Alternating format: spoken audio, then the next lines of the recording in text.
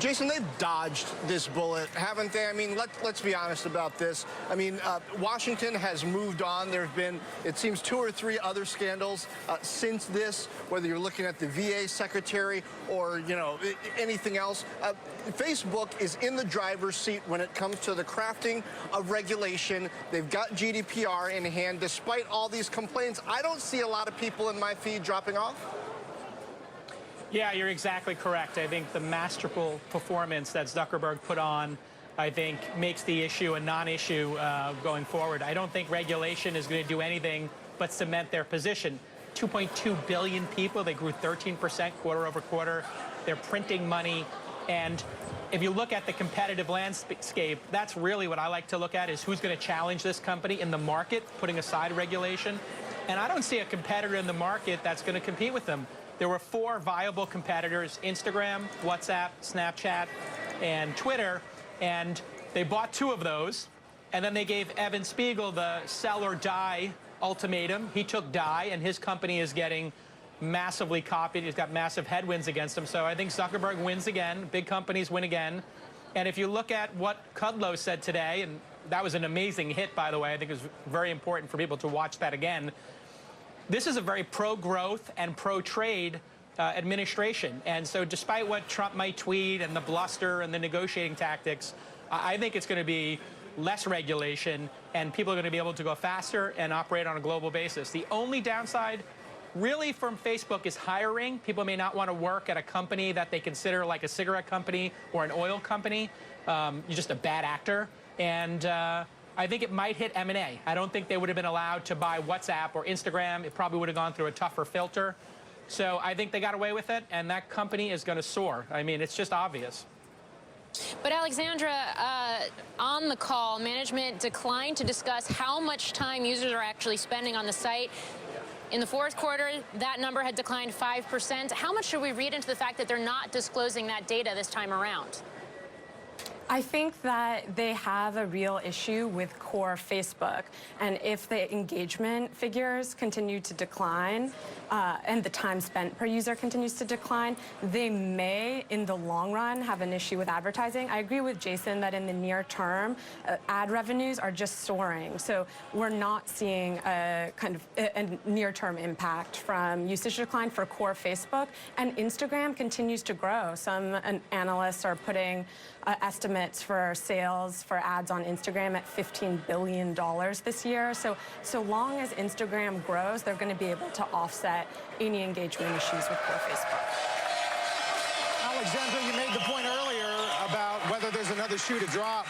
I mean, the idea that there will be another episode, another Cambridge, isn't really in dispute, even among the company, once they work through some of these audits.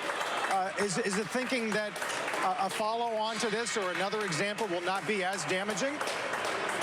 Well, so what they've said is they're going to... Sorry, go ahead. No, you go ahead.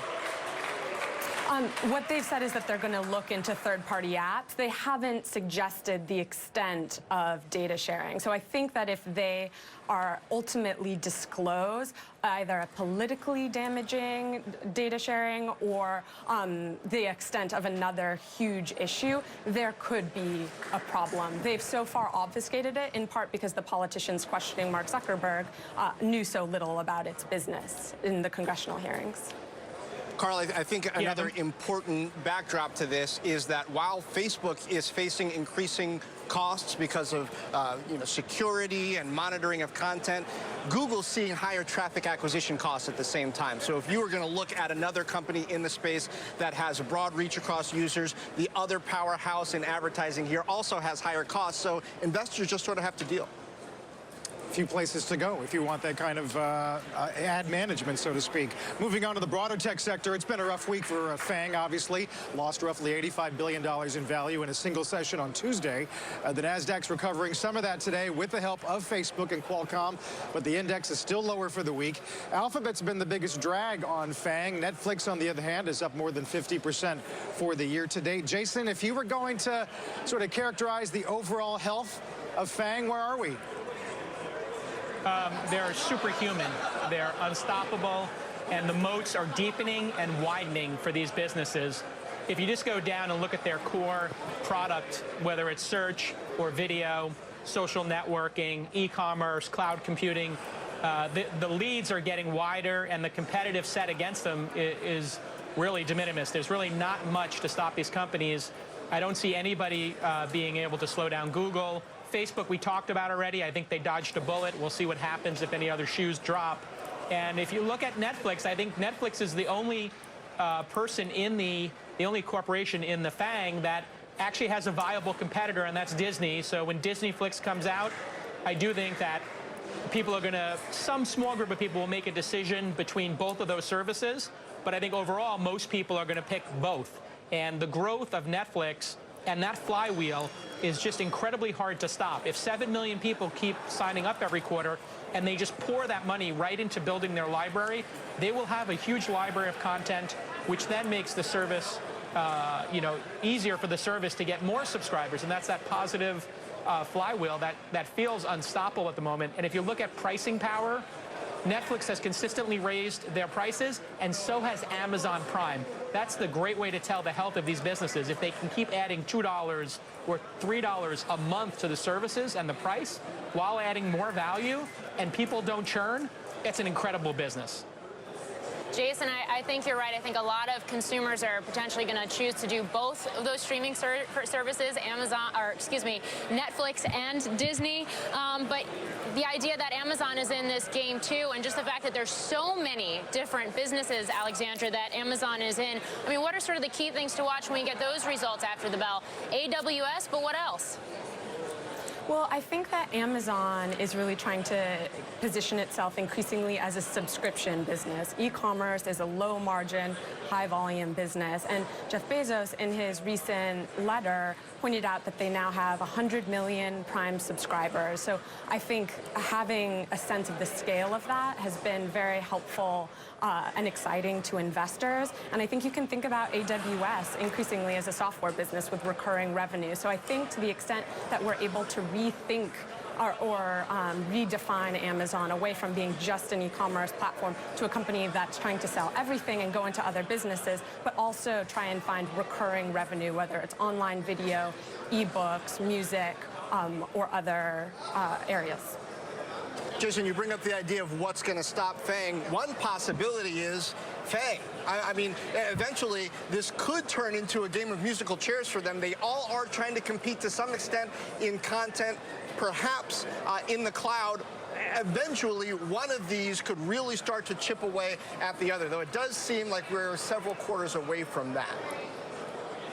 Yeah, if you were going to make that bet, you'd have to make the bet on Amazon as being the last company standing. But, you know, most markets can have 2 or 3 competitors. So if we look at FAANG specifically, 3 of those companies have very robust cloud computing offerings, and Netflix, and so this is how incestuous it's gotten.